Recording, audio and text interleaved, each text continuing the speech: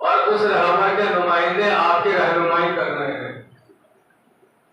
अगर ये मर्जियत ना होती तो अहले बैत को पहचानना भी बड़ा मुश्किल था। ये उलमा ने हमको बताया, ये मर्जियत ने हमको बचाया और उलमा ने बताया।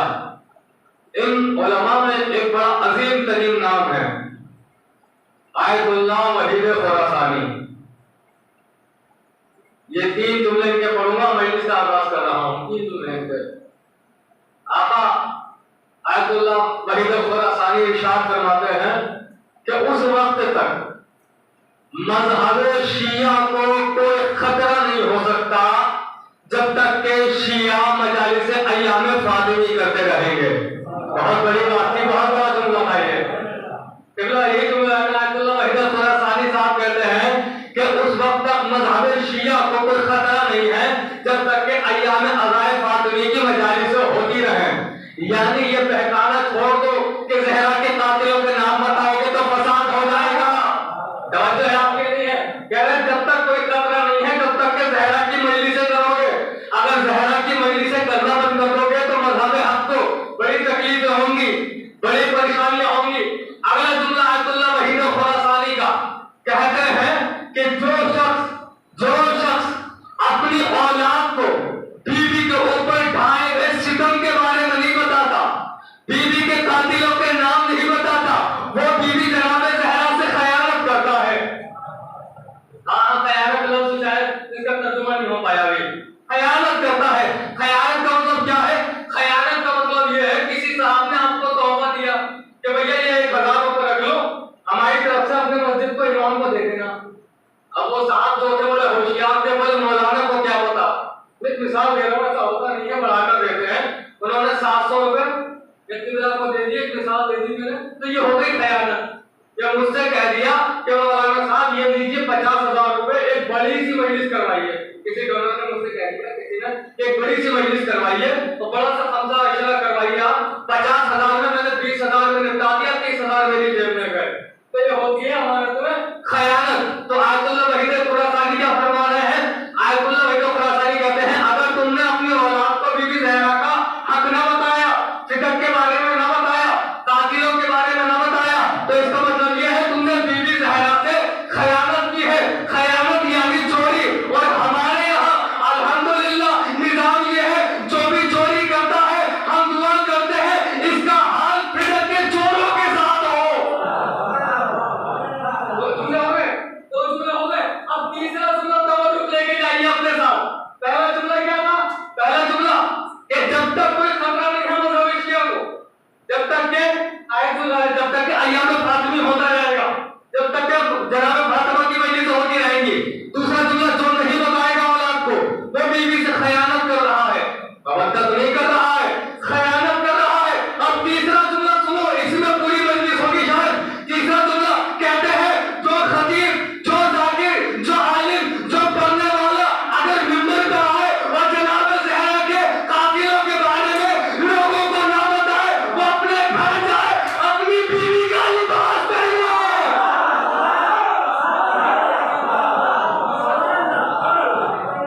सलाम पढ़ो मोहम्मद।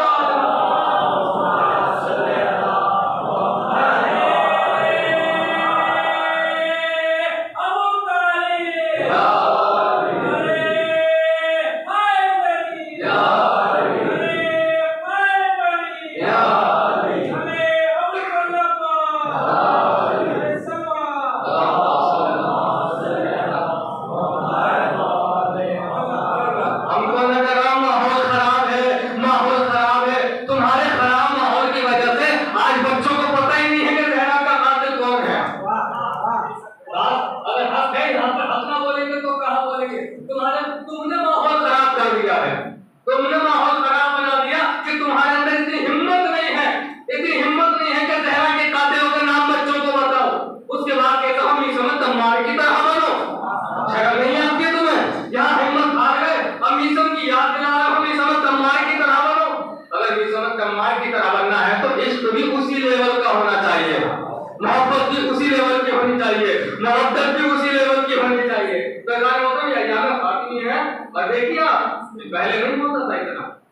पहला यार खातमी आज से 10 साल पहले इतना नहीं, एक मजलिस 2 मजलिस होती थी। अल्हम्दुलिल्लाह ये सिलसिला बढ़ रहा है, ये निजाम आगे बढ़ रहा है। पूरी दुनिया में पूरे कम से अशरे हो रहे हैं, 20 मजालिस हो रहे हैं, और इंशाअल्लाह हम ऐसे ही करते रहेंगे तो इंशाअल्लाह देखना बहुत जल्द वो दिन आएगा जब जनाब ज़हरा का कातिल पूरी दुनिया के सामने बेनकाब हो जाएगा। ये मजलिसा जरा करते रहेंगे तो ऐसा मतलब अब मैं आयत की तरफ आ रहा हूं। मालिक खुतबा सूरह आल इमरान 30वां सूरा आयत नंबर 42 नोट कर लीजिएगा, अगर जरूरत पड़े तो जाके कुरान में देख लीजिएगा। वाइस कालतिल मलाइकतो, और वो वक्त याद करो जब फरिश्तों ने कहा या मरियम, ए मरियम, जनाब मरियम से खिताब किया फरिश्तों ने, या मरियम, ए मरियम, इन्नल्लाह तफाके, अल्लाह ने तुमको चुन लिया, सिलेक्शन कर लिया तुम्हारा, तुम्हें चुन लिया, वह तहारे के, और तुमको पाक कर दिया। फिर उसके बाद चुन लिया, 2 बार चुना गया है आयत के अंदर। एक बार चुना, उसके बाद पाक किया, फिर चुना किसके लिए? आला निसाइल आलमीन, जो औरतें हैं कायनात में, जो निसाइल आलमीन, जो औरतें हैं आलमीन की, उनमें चुन लिया गया है। के बारे में है। अब लफ्ज़ सुनिएगा, एक लफ्ज़ का तर्जुमा करूंगा आपके सामने। वह इस जहां भी आएगा, मौलाना साहब यहाँ मौजूद हैं, मुझसे बेहतर है, हमसे कई गुना इल्म ज्यादा रखते हैं, बताएंगे कि एक लफ्ज़ आता है इज, बहुत आराम से सुनिएगा ये बात को। एक आता है इज़ा, इज़ा और इज़ में दोनों में फर्क क्या है? ये तकरीबन एक जैसे होते हैं, मगर एक छोटा सा फर्क है। इज़ा का मतलब होता है जब, इज़ा नसरुल्लाह, तो इस्लाम का सूरा पढ़ते हैं ना, इज़ा जा नसरुल्लाह पढ़ते हैं आप, हां, इज़ा जा नसरुल्लाह है, और जब अल्लाह की मदद आएगी तो तुम देखोगे कि लोग दाखिल हो रहे हैं। इसका मतलब क्या है? वह इज़, तो जहां जहां कुरान में वह इज़ आया है, इसका मतलब यह है ऐ पैगंबर वो वक्त याद करो, यही माना है कि ऐ पैगंबर वो वक्त याद करो, वह इज़ कालतिल मलाइकतो, वो ये वक्त याद करो जब फरिश्तों ने कहा या मरियम, ए मरियम, पैगंबर इस्लाम से खिताब हो रहा है, ए मोहम्मद, ए नबी, ए हबीब, वो वक्त याद करो। और सुनिए कुरान में जनाब इब्राहिम के बारे में भी आया, पैगंबर वो वक्त याद करो, आदम के बारे में भी आया, वो वक्त याद करो। अब सुनिए, याद वो चीज दिलाई जाती है जो नजरों के सामने होती है। मैं अगर आपसे कहूं मेरे 1 साल पहले की मजलिस का वो जुमला याद करो, तो 1 साल पहले मैं था, आया था ना समझ में, 28 साल की मजलिस पहले बड़ी थी यहाँ पर, तो मैं था, आप भी मेरे सामने थे, मैं भी आपके सामने था, तो तभी तो कह सकता हूँ याद करो। मैं कहूँगा 3 साल पहले वाली मजलिस का वो जुमला याद करो। मौलाना आपको आए हुए 1 साल हुआ है, और जुमला आप याद दिला रहे 3 साल का, तो कानून क्या है? कानून ये है कि वो चीज याद दिलाई जाएगी जो सामने होगी। अब अल्लाह कह रहा है आदम की बात याद करो, इब्राहिम की बात याद करो, मूसा की बात याद करो, मरियम की बात याद करो। यानी अल्लाह बताना चाह रहा है जब आदम थे मेरे हबीब जब भी तू था, फिर इब्राहिम थे मेरे हबीब जब भी तू था, अल्लाह ने मुख्तसर करके कह दिया मेरे हबीब तू जब भी था जब मेरे अलावा कुछ भी ना था, जब मेरे अलावा कुछ भी ना था। अब पैगंबर उस वक्त भी मौजूद थे जब अल्लाह के अलावा कुछ भी ना था। अब अगर मौलवियों अगर तुम भी उस वक्त मौजूद थे तो कह दो कि पैगंबर हम जैसे हैं। अगर तुम भी कह सकते हो आदम के जमाने में हम, इब्राहिम के जमाने में हम, तो तुम कह सकते हो कवाइस कालतिल मलाइका। तो ये कुरान पढ़ा मैंने आपके सामने, और कुरान का मिसाल दे दिया। कुरान इशारा करके गुजर जाता है, पूरी वजाहत नहीं करता है कुरान। इसकी दलील क्या है? बड़ी सुबह की 2 रकात कहानी की है, बार-बार सुनते हैं ना, नमाज पढ़ते हैं, कभी जैसे फजर की आज़ान हुई नमाज के लिए मुसल्ला इबादत पे खड़े हो गए, 4 पढ़ी थी 6, जवाब आया मौलाना साहब यही नहीं मालूम आपको कि फजर की 2 रकात पढ़ी जाती है? तो कुरान में तो बताया नहीं 2 रकात पढ़ी जाती है।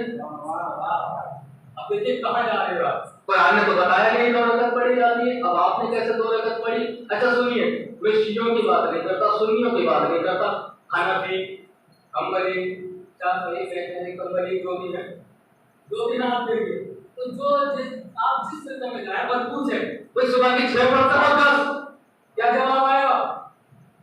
2 पढ़ते हैं। जिससे भी पूछेंगे आप 2 का जवाब आएगा, 2 का जवाब। भाई इख्तिलाफ बहुत है, मगर सुबह की नमाज में इख्तिलाफ नहीं है। हमने भी 2 पढ़ी, उन्होंने भी 2 पढ़ी, उन्होंने भी 2 पढ़ी, इतने इख्तिलाफ होने के बाद नमाज में कोई इख्तिलाफ नहीं है। सब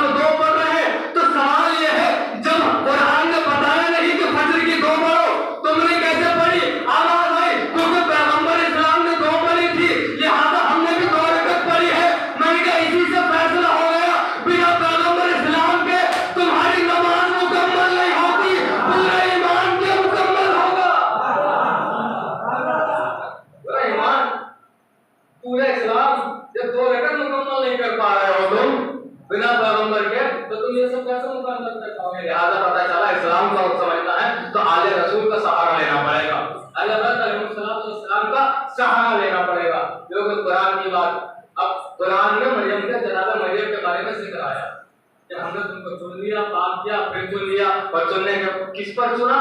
तमाम आलमीन की औरतों पर चुन लिया, तमाम आलमीन की औरतों पर चुन लिया।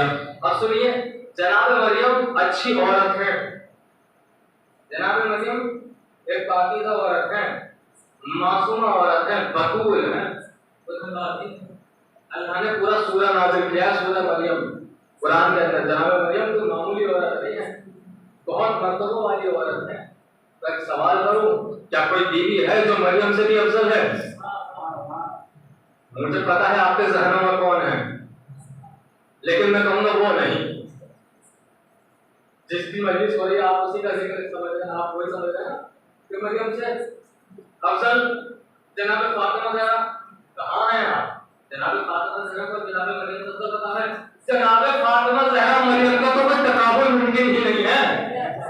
भाई देखिए, तकाबुल वहाँ होता है जहाँ थोड़ा बहुत फर्क हो, जहाँ थोड़ा बहुत फर्क हो तकाबुल होता है। मैं तो इनकी बात ही नहीं कर रहा हूँ फातिमा ज़हरा की, ये तो अलग ही मर्तबा है, अलग ही मंजिलात है। फिर कौन बीवी है, फिर कौन बीवी है जो जनाब मरियम से भी अफजल है? जनाब मरियम से अफजल है जनाब फिज़ा। मैंने दावा किया है, आपके सामने दलील पेश करूंगा, दलील पेश करूंगा।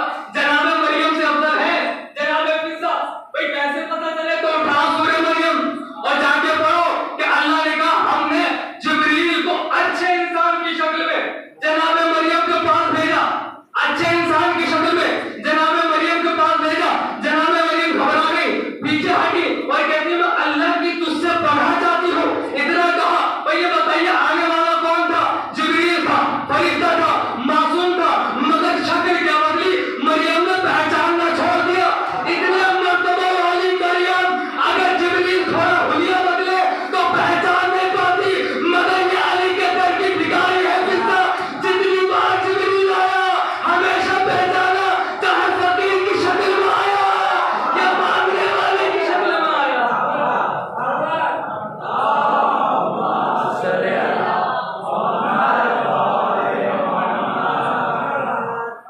देखिए कितनी बार ये दलील दी आपको नहीं दी है। मरियम ने ना पहचाना, तारीख से पूछो, अली के दर को चूमने वाली, ज़हरा के दर को चूमने वाली फिज़ा जितनी बार आया पहचान गई। अच्छा फकीर बनकर आए हो, मिस्कीन बनकर आए हो, यतीम बनकर आए हो, मुसाफिर बनकर आए हो, एक बार नहीं हर बार पहचाना, हर बार नहीं बार बार पहचाना। कभी ये नहीं कहा तुम कौन हो? ये मार्फत थी घर के अंदर रहने की, ये मार्फत थी घर के अंदर रहने की कि 40 साल तक जनाब फिज़ा ने कुरान के अलावा कलाम नहीं किया। तो ये कौन है? जनाब फिज़ा। तो अब क्या फैसला हुआ? फैसला ये हुआ कि जनाब मरियम से भी अफजल है जनाब फिज़ा। और जनाब मरियम को जो अल्लाह ने पैदा किया है सिर्फ मासूम बनने के लिए पैदा नहीं किया था, बतूल बनने के लिए नहीं।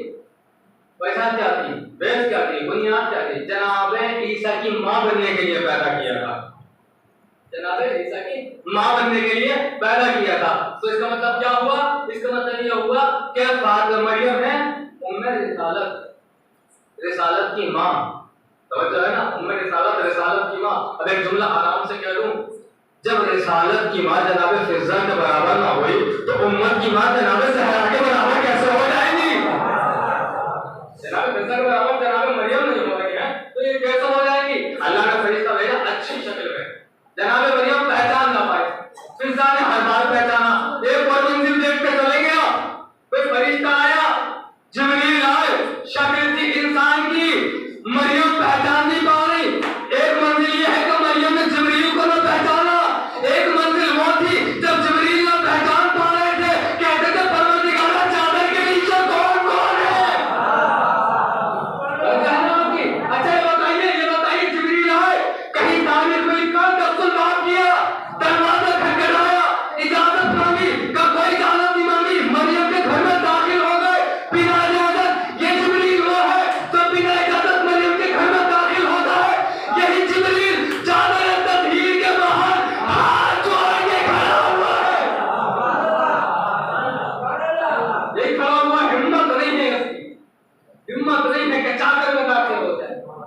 नहीं है इसकी, खड़ा हुआ है, बिल्कुल खड़ा हुआ है। जनाब फिजा बीबी ज़हरा की कनीज है।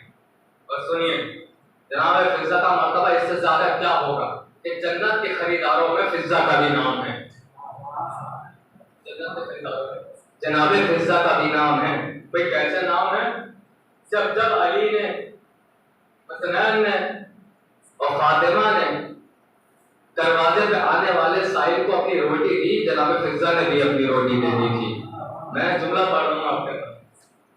जब जब रोटी दी जनाब फिजा ने भी अपनी रोटी उठा के दे दी थी। तो सुनिए, अभी जब जन्नत का जिक्र आया तो मैं सवाल करूँ आपसे कि जन्नत कब मिलेगी? जवाब आया नमाज पढ़ने के बाद। जन्नत कब मिलेगी?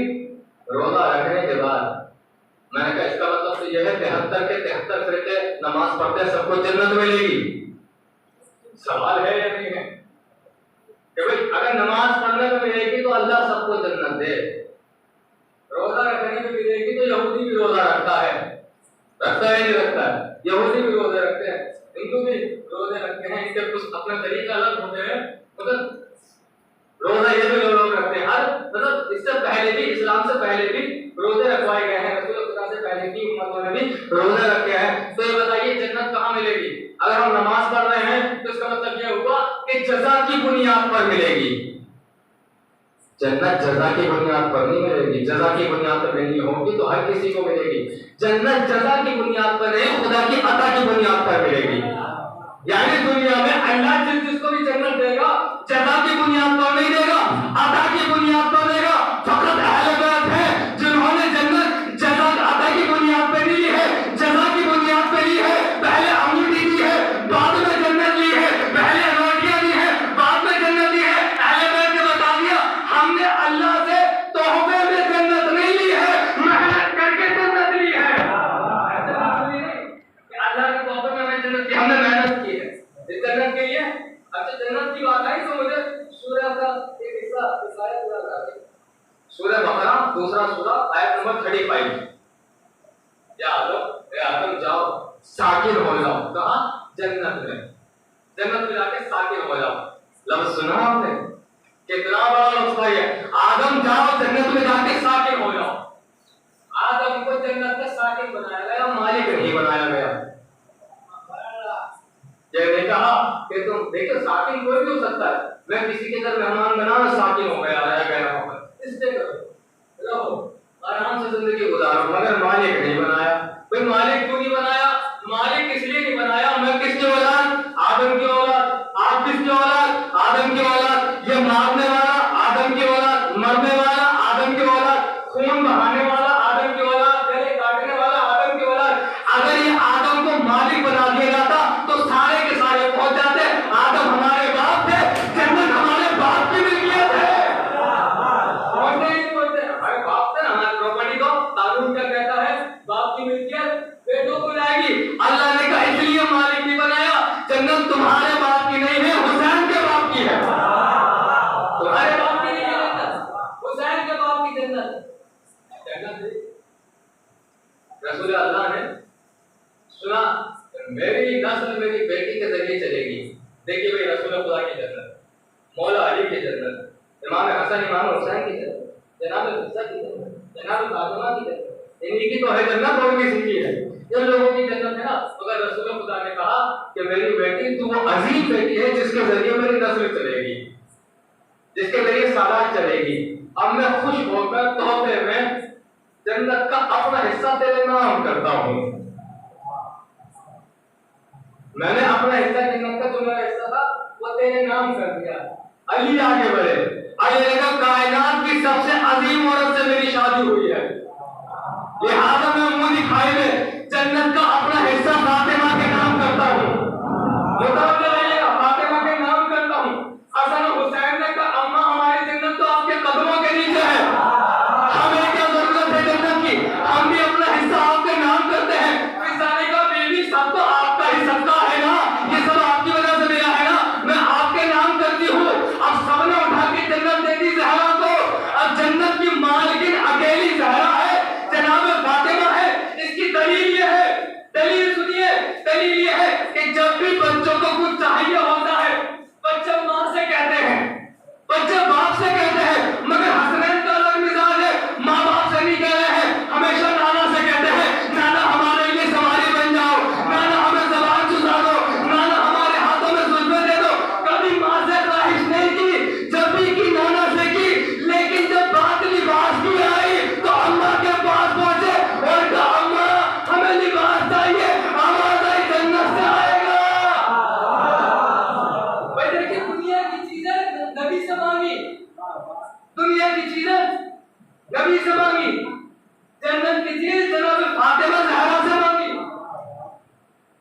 मान के बता दिया कि जब बिना हमारी माँ के हमारा हक नहीं है इस जन्नत में, तो अगर कोई दुश्मन बदूल होगा उसका क्या हक होगा? तो कहा भाई जन्नत की माँ की जनाब सरा, अच्छा जन्नत हमको जो मिलेगी जजा की बुनियाद पर नहीं मिलेगी, अल्लाह की अता की बुनियाद पर मिलेगी, क्योंकि हमें मालूम ही नहीं कि नमाज कबूल हो रही है या नहीं हो रही है। हमें कुछ मालूम ही नहीं है कि नमाज हमारी कबूल हो रही है या नहीं हो रही है। जनाब मरियम तो जन्नत में जाएंगी, जनाब सारा तो जन्नत में जाएंगी, सारी जन्नत के होते हैं, ये सब जन्नत की। इनके अलावा अल्लाह ने जानवरों को भी भेजा है जन्नत में, बहुत सारे जानवर जन्नत में भी जाएंगे। जैसे कि आप कुत्ते को नजीस मानते हैं, असहाबे कहफ का कुत्ता जाएगा, अल्लाह ने ये नहीं रखी जिन्स, अल्लाह ने जिन्स नहीं रखी कि जो इंसान होगा वही जन्नत में जाएगा। अल्लाह ने कहा जो हक पर होगा वो जन्नत में जाएगा। अगर इंसान होता तो अल्लाह उसको भी जन्नत में डालता जब रसूल की आवाज पे आ नहीं रहा था, मगर कहा देखो हम भले ही कुत्तों को डाल दें जन्नत में, असहाबे कहफ का कुत्ता जाएगा जन्नत में नहीं जाएगा, कि हम कुत्ते को डाल देंगे कुत्ते वफादार है, मगर गद्दार इंसान को नहीं डालेंगे। जनाब फातिमा ज़हरा कि नबी ने कहा मेरी नस्ल बेटी तेरे जरिए से चलेगी, कायनात की कोई औरत कोई भी औरत जनाब फातिमा ज़हरा के बराबर नहीं, जनाब फातिमा ज़हरा के बराबर कोई औरत नहीं। औरत के हमेशा 3 मरहले होते हैं, बादशाह की तरफ वक्त ज्यादा हो रहा है, 3 मरहले होते हैं, औरत 3 मरहलों से गुजरती है। और 3 मरहले क्या है? पहला मरहला वो जब किसी की बेटी होती है, दूसरा मरहला वो जब किसी की बीवी बनती है, तीसरा मरहला वो जब किसी की माँ बनती है। मगर अल्लाह ने देखी औरत के अंदर बरकत कितनी रखी है, अल्लाह औरत से खुश कितना है, अल्लाह औरत से इतना खुश है, इतना खुश है, अल्लाह ने कहा अगर तू बेटी है तो अपने बाप के लिए रहमत है।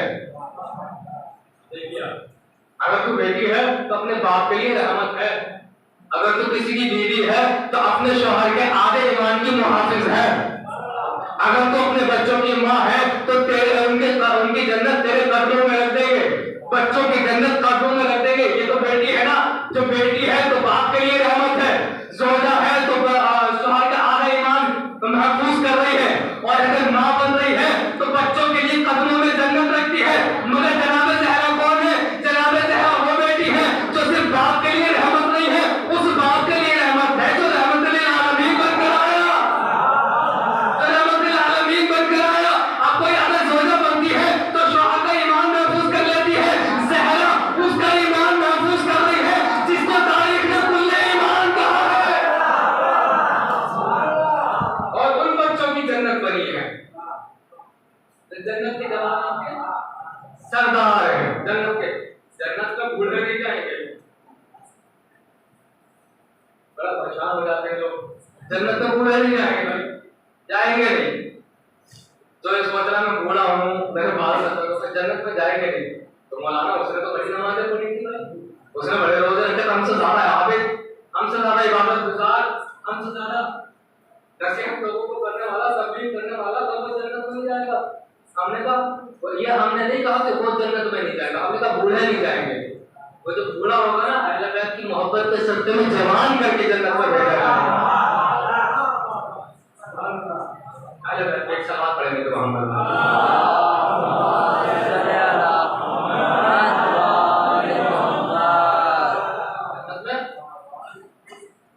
बूढ़ों को भी जवान करके भेजा जाएगा। क्यों? इसलिए वहां पर अहले बैत की हुकूमत। फैसला क्या हुआ? आयत से फैसला ये हुआ कि जनाब मरियम से अफजल जनाब फिजा है, जनाब ज़हरा की बात ही नहीं हो रही है, जनाब फिजा है। मुसलमानों सोच और गौर करो, बस मुसलमानों सोच और गौर करो कि अल्लाह ने जिसको बतूल कहा था, जिसको ईसा की माँ बनाया वो मरियम, उससे अफजल अगर फिजा है तो उस बीवी की क्या मंजिलत होगी कि जिसके साए में रहकर फिजा ने इतनी मंजिलत पाई है। उस बीवी का क्या मकाम होगा कि जो नबी किसी के लिए खड़ा नहीं होता था वो अपनी बेटी के लिए खड़ा होता था। अल्लाह जाने उस बीवी को कितने मुसीबत ज़दा दिन देखने पड़े होंगे तो रो के मस्तियां पढ़ती थी, सुबह अलैया मसाए बंदवाना सुबह अलैया में सन्ना आया दिया। ए बाबा, आपके बाद मेरे ऊपर बहुत जुल्म ढाए गए, अगर वो दिनों पर ढा दिए जाते, रोशन दिनों पर ढा दिए जाते, तो वो काली रात की मानंद हो जाते। आपके यहाँ बच्चियां हैं, ये अलग कहीं घराना है जहाँ इतना बनते हैं। आप बच्चियों की शादी कितने साल की उम्र में करते हैं? 18 साल 20 साल की उम्र में करते हैं। क्यों? आप कहते हैं मौलाना अभी 18 साल की ये बच्ची है, 20 साल तक तो जवान होगी, शादी के काबिल होगी, तब हम उसकी शादी करेंगे, अभी तो बच्ची है। आप 18 साल वाली को बच्ची मानते हैं, मगर तारीख ने बताया एक 18 साल की थी जो शरीफा हो गई थी। ये अजीब घराना है। यहाँ चाहे 18 साल की फातिमा हो, चाहे 9 साल की सुहरा हो, चाहे 4 साल की सकीना हो, यहाँ की औरतों पर इतने जुल्म ढाए जाते हैं कि ये ज़ईफ़ा हो जाती है, इनकी कमर झुक जाती है। आप तारीख से पूछिए ना कि क्या हुआ, आप 18 साल की बच्ची को क्या कहते हैं, क्या कैफियत होती है? कैफियत क्यों होती है? बच्ची जवान होती है, शबाब होता है, बच्चे जवान होते हैं, लड़के भी है 18 साल के जवान होते हैं, कुछ भी करने की हिम्मत और ताकत उनके अंदर होती है, बाल काले होते हैं, कमर बिल्कुल सीधी होती है। तारीख से पूछो क्या 18 साल की सहरा इसी हालत में थी? जवाब आएगा नहीं, सहरा तो ज़ईफ़ा हो गई थी। तो एक अगला सवाल, तो बताओ सहरा ज़ईफ़ा हुई क्यों? जब 18 साल में लोग जवान होते हैं तो 18 साल में ज़हरा ज़ईफ़ा कैसे हो गई थी? क्या ऐसा हो गई थी कि ज़हरा को दरबार जाना पड़ा था? ज़हरा दरबार में पहुंची थी और जाने के बाद ज़हरा ने मुतालबा किया कि मेरे बाबा ने जो हक दिया था मुझे, वो तुमने मुझसे छीन लिया है, ना वो दे दो। कहने लगे कोई गवाह है? अली को पेश किया गया कि ये तो शौहर है, इनकी गवाही नहीं मानेंगे। बच्चों को पेश किया गया कि ये तो बच्चे हैं, इनकी गवाही नहीं मानेंगे। उम्मे अमन को पेश किया गया कि ये तो घर की कलीज है, इसको नहीं मानेंगे। कोई सबूत हो तो बताओ। एक मरतबा बीवी ने लड़ते हुए हाथों से वो तहरीर निकाली जिस पर रसूल खुदा ने बीवी के नाम पूरा फिदा किया था कि ये देखो मेरे बाबा ने सबूत पेश किया था। उस मरहूम ने हाथ से तहरीर दी, उसके टुकड़े करना शुरू किए। तारीख ने चीख कर कहा जब तक तहरीर फटी रही थी ज़हरा के बाल काले थे, इधर तहरीर के टुकड़े हुए, ज़हरा ज़ईफ़ा हो गई थी। एक सदमा ये, बाबा की तहरीर फाड़ दी, बाबा की तहरीर फाड़ दी। अच्छा सुनिए, जो नबी आदम के लिए ना खड़ा हुआ, जो नबी मूसा के लिए ना खड़ा हुआ, जो किसी नबी के लिए ना खड़ा हुआ, वो ज़हरा के लिए खड़ा होता था ना, वो तो फातिमा के लिए खड़ा होता था ना। अब फातिमा के दिल में ख्याल आता था कि जो जिसके आगे नहीं खड़ा होता है, मेरा बाप वो है जो किसी नबी के आगे नहीं खड़ा होता। सारे नबी मेरे बाप के आगे खड़े होते हैं, वो बाप मेरे आगे खड़ा होता है। अब अगर मैं दरबार में जाऊंगी, लोग मेरे एहतराम में खड़े हो जाएंगे, अपनी अपनी कुर्सियां छोड़ देंगे। बीवी को सदमा खा गया, बीवी दरबार में 7 घंटे खड़ी रही, किसी ने ये नहीं कहा ए हमारे नबी की बेटी बैठ जाओ। अजरुकुम ज़हरा, अजरुकुम नबी, अजरुकुम अली। अल्लाह आपको कोई गम न दे। सिवाय में हलबैत के बीवी दरबार में है ना, वाकया सुनिए। एक मौलाना पढ़े थे, जनाब ज़ैनब की 3 या 4 साल की उम्र थी उस वक्त। जनाब ज़ैनब छोटी सी बच्ची थी, जनाब सकीना के बराबर थी।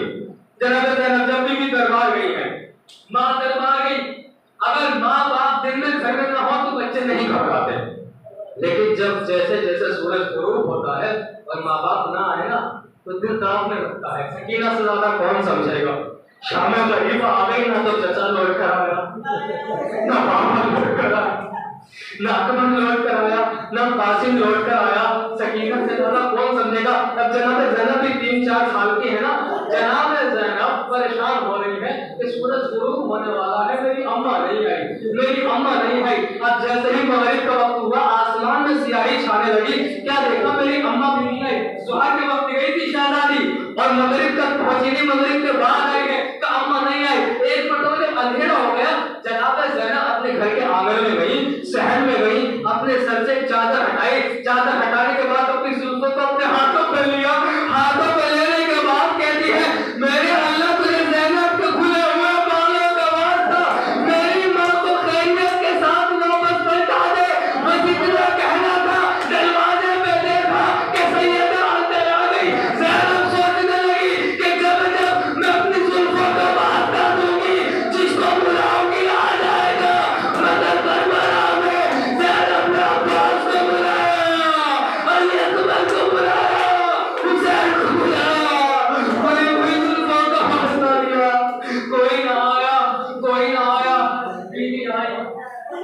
आखिरी जुमला हज़ारों सहमत तमाम कर रहा हूँ।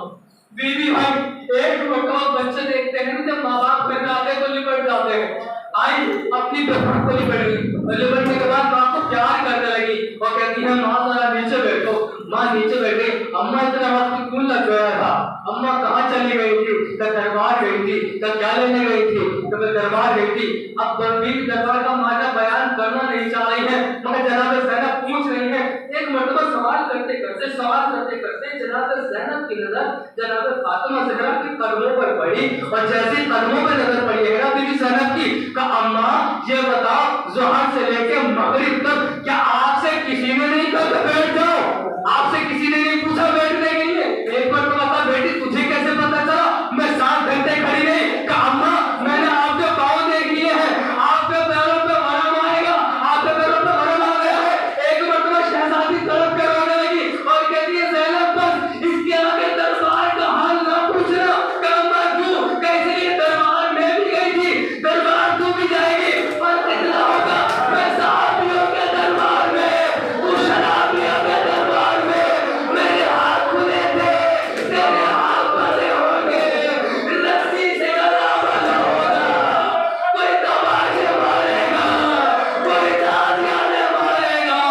मेरे साथ अली थे, तेरे साथ सज्जाद, उसके भी हाथ बंधे होंगे। कोई मदद कर रहा